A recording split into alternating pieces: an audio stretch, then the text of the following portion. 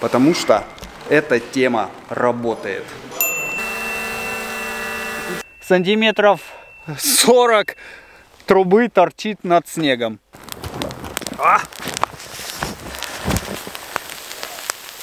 Снег садится. Бух-бух.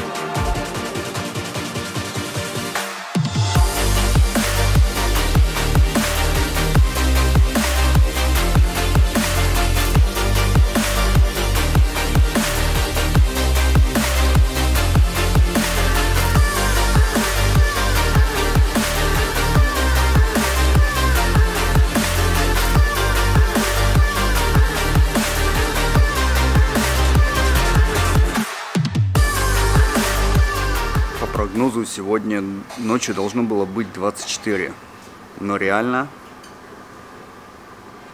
всего 13 градусов. И небольшой, типа там 1 метр в секунду ветер. И солнце, и очень красивое небо сегодня. Таймлапсы будут просто бомбические. Переходим к комментариям. Алексей, пора переходить на Turbo Polaris. Хорошее предложение, в целом поддерживаю его, только один вопрос. Кто будет финансировать это предложение? Потому как покупать Polaris'ов нужно как минимум 2. Один на запчасти в запас, чтобы стоял. За свои деньги пока что на Polaris я не собираюсь пересаживаться. Вопрос, а по этой засыпанной ратрачке на утиле вообще проехать можно? Когда она засыпана, то, конечно, проехать можно, но очень сложно, потому как она идет в гору. В гору утиль по пухляку идет слабо. Ратрачка, это засыпанная ратрачка, это образно понятие дорога. Это, по сути дела, дорога где-то под снегом, пока ратрак не прошел, а так она засыпана полностью. Алексей, привет, а бундокер или фейрайд почему не рассматриваешь в качестве своего снегохода, а только саммит? Все очень просто. Я не рассматриваю бундокер и фейрайд, потому что мне нужен ультимативный горник, то есть снегоход максимально заточенный под горы, а не под ратрачку, под гребенку, под прыжки, либо еще что-то другое. Поэтому только саммит в комплектации эксперт. Если брать фейрайд или бундокер, потом нужно его допиливать, ставить низкую проставку руля, низкое сиденье, там все это делать зачем, когда есть уже готовый. Подножки платформы G4 не щадят подошвы ботинок. В этом плане я считаю на Polaris'ах самые правильные подножки. На самом деле они примерно одинаковые, что там рвут ботинки, подножки легко. И это правильно, и это хорошо, потому как подножка должна быть не скользкая. На ней должны быть шипы, ботинку должно быть за что цепляться. Производители ботинок должны делать более износостойкие подошвы на ботинках, а подножки должны быть, я считаю, еще зубастее. Алексей, что вы думаете про новый Polaris Turbo 2022? Я думаю, что нужно посмотреть, пока кто-то их купит, как они будут эксплуатироваться, как они будут ломаться, вообще, что с ними происходит, какой их вес, какая развесовка, попробовать катнуть или даже просто посмотреть, как люди катаются и сделать выводы. Пока что я ничего не думаю. Алексей, привет. Имеем G4 850 со 165-м траком. Предыдущий хозяин сменил гусеницу и поставил родной BRP, но 2.6 вместо 3 дюймов. А как такое возможно? У них, по-моему, шаг разный, если я не ошибаюсь. Критично ли это или стоит заморачиваться, ставить 3 дюйма или забить? Катаем Урал и Северный Татарстан. Снега полно. Если снега полно, я бы, во-первых, поставил 3 дюйма из-за того, что снега полно.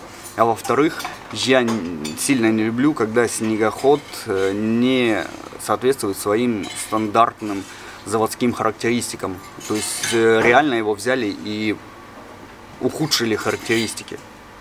я бы поменял. Комментарий, написанный капслоком, кричащий. Алексей, можно ли использовать метанол в качестве вытеснения влаги из бака? Или все-таки использовать специальную присадку? Я не знаю.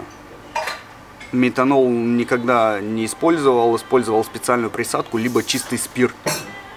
Сейчас ничего не использую, потому что все кончилось. Я даже масло XPS покупаю здесь в магазине задорого, потому что мое все, то, что я купил на сезон, все кончилось. Алексей, привет. Почему деревья елками называешь? Это же пихта. Да хоть береза. Я елками называю образно. Деревья, вот елки. Вот там елки стоят, ребята. Вот это елки. Вот там елки, ребята. Я образно говорю. Там елки. Или там, если будет стоять береза, вот там в березах. Или там в осинах. Это слишком запарно. Ладно, ребята. Пойдем на улицу. Сегодня там будет солнечно. Хорошо. Главное, очечки не забыть. Господа. Обсуждаем, на чем ездит Сахалин. И вообще Дальний Восток. Оказывается, на Поларисах. Какая сегодня хорошая погода. 10 градусов и синее небо. С обеда стоит снег, но я все равно взял очки, потому что я думаю, что будет солнышко. 10 градусов, прямо комфортно. X-Bionic без всяких утеплителей. Бипер обязательно. Проверяем, рации настраиваем, биперы. В общем, сугробчик, я вам скажу, дерзкий, но опасно.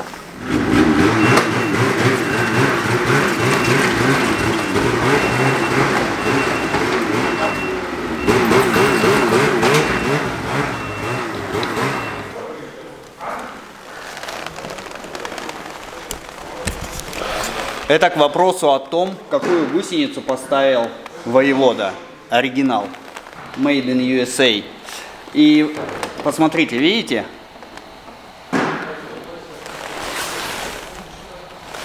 Здесь нет задних колес.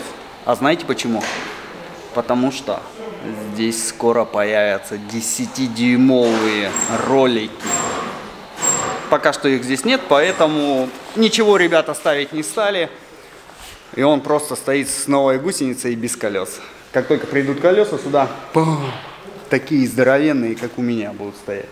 Потому что эта тема работает. Ну и так как у нас сегодня хорошая погода, поэтому едем за перевал, чуть подальше, костерочек сделаем. Крайний день у нас гидование сегодня. Напоминаю, 4 дня мы, 5-й у нас из-за мороза выпал. 4 дня катаемся. Костерочек я взял 2 банки. Кашу гречневую с тушенкой и рисовую с тушенкой будем тестировать опять же. Так что, блин, аж слюни потекли, ребята. Надо быстрее ехать, чтобы быстрее обед настал. Погнали!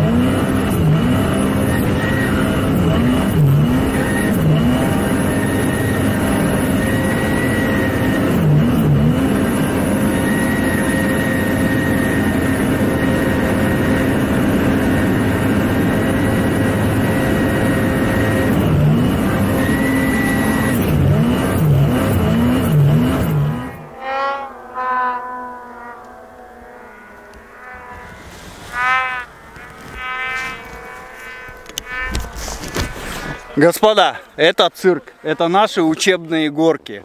И изначально, так как у меня ребята уже не в школе, мы ездим, катаемся, я планировал проехать просто цирк насквозь и ехать катать дальше. Там есть склончики, хороший ручеечек.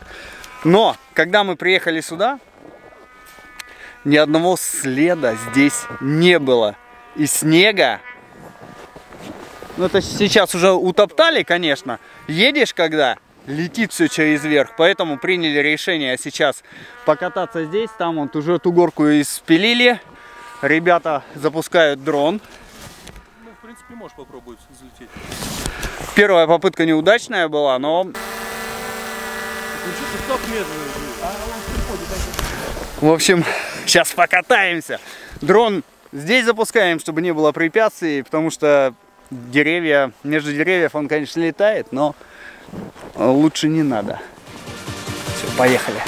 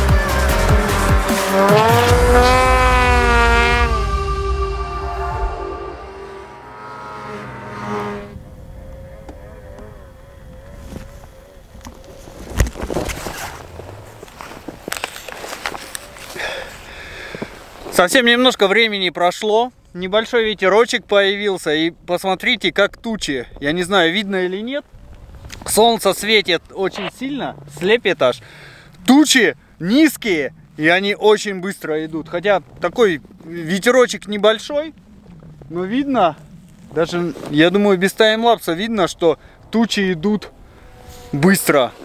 И вот с той стороны начало затягивать, даже снежок какой-то пошел, несмотря на то, что солнце палит. В общем, непредсказуемая погода. После обеда снег обещают, но светит солнце. И даже вон синее небо. А с той стороны все затянуто. Отличная погода. Ну и коль мы уже здесь в цирке, это домик пастухов, который я постоянно снимаю. По нему можно ориентироваться, сколько здесь снега. Как мы видим, сантиметров 40 трубы торчит над снегом. Соответственно, весь дом, он где-то внизу. А там вот сейчас покажу. Это вторая постройка, кафе у Реалбаса. Ее видно, потому что она больше, и из-под нее выдувает снег. Но я думаю, еще один снегопадик, и ее уже не будет видно. Напомню, в прошлые года была крыша. Весной, в марте была крыша. Сейчас еще один снегопадик, и уже не будет трубы. И, кстати, очень опасная штука, потому что можно на снегоходе заехать. И здесь еще растут деревья. Вот там одно дерево, вон там второе, третье. Их тоже нет. Обычно они здесь прямо их много. Вот еще одно дерево. В общем, снега, ребят, хватает.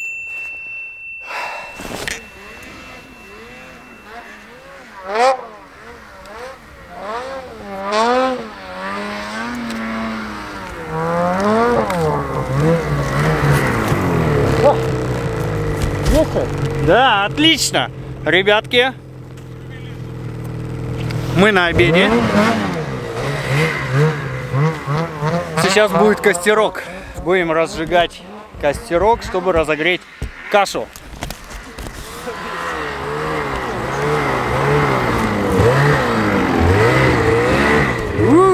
Снежочек сегодня. Так как сегодня тушеночка, у нас каша, вернее, с говядиной, то будем делать костерочек. И как раз покажу, как его делать. Самое главное — это иметь пилу.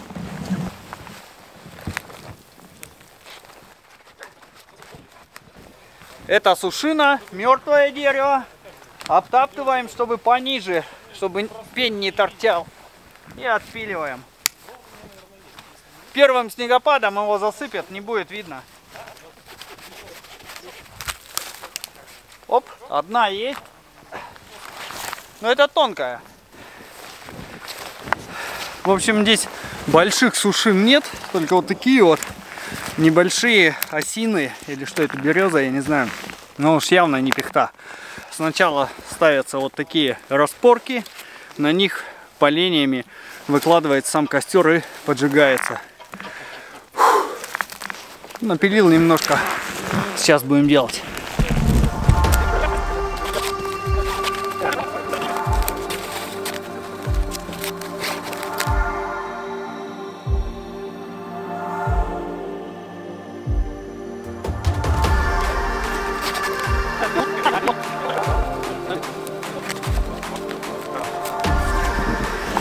В общем, готов костерок. Значит, смотрите, одна палка, вторая, и сверху лежат поленья. Так как здесь тонкие деревья, больших толстых нету, обычно я вот здесь такие массивные и сверху также накладываю, тогда он горит долго, на несколько часов хватает. Эти прогорят, я думаю, за полчаса, минут 40 вообще дотла, они просто все сгорают и проваливается он под снег, ничего не остается. В общем, сейчас остается только поджечь его, он его сгорится, и разогреваем кашку.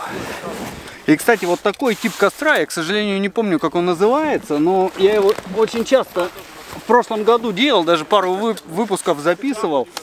Он очень хорошо греет, потому как горение идет наверху, не внизу, и сразу же излучением, когда ты возле него стоишь, очень тепло.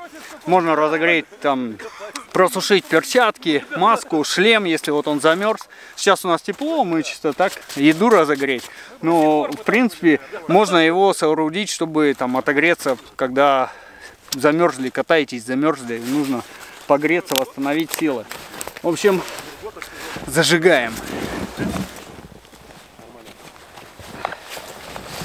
Все, костерок занимается, пойду открывать кашу.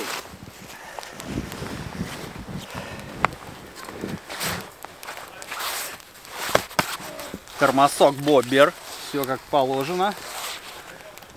Здесь у нас каша гречневая с говядиной, Вурнары. Изготовитель ООО Вурнарский мясокомбинат. Мой подписчик, кстати, Драконелло, спасибо. Каша гречневая с говядиной, каша рисовая с говядиной. Хлеб, лук, все как положено.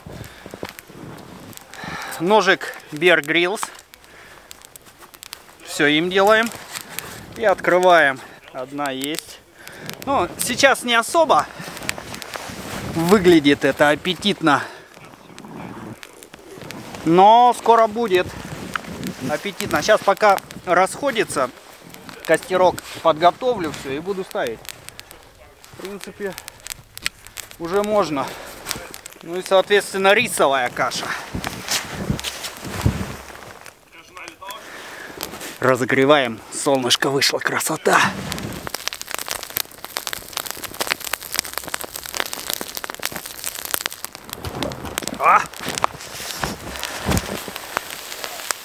Я не знаю, видно или нет.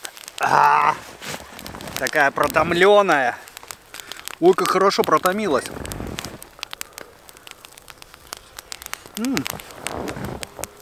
Горячо. Надо с огня убрать рисовую. Гречневая каша, прям реально гречневая. Протомленная. Зачет, полный зачет. Можно спокойно парочку в кофр положить и ездить.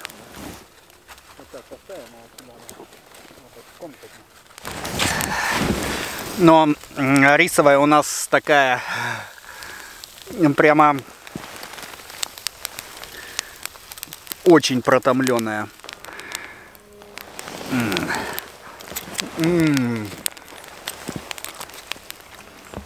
Рисовая. Немножко похуже, чем гречневая. Гречневая мне понравилась больше. Но это тоже зачет. После обеда нас ждал вот такой лесочек. Красивый, красивый. Правда, снега здесь, ребята. Я сейчас 2 раза через там 10-15 метров прилипал. Только ошибка первая, где-то зазевался, падаешь. Только ходами, ходами, ходами. Даже турбо не вывозит. Вот. Ну а так вообще лесочек суперский. Там наверху полянки, внизу полянки. Здесь средняя полоса, это лесочек. Прямо кайфовый.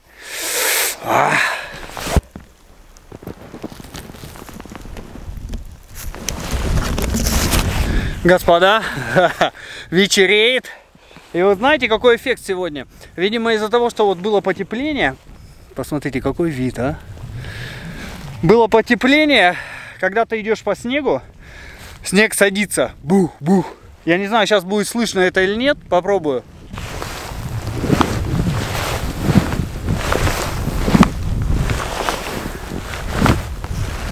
Слышите?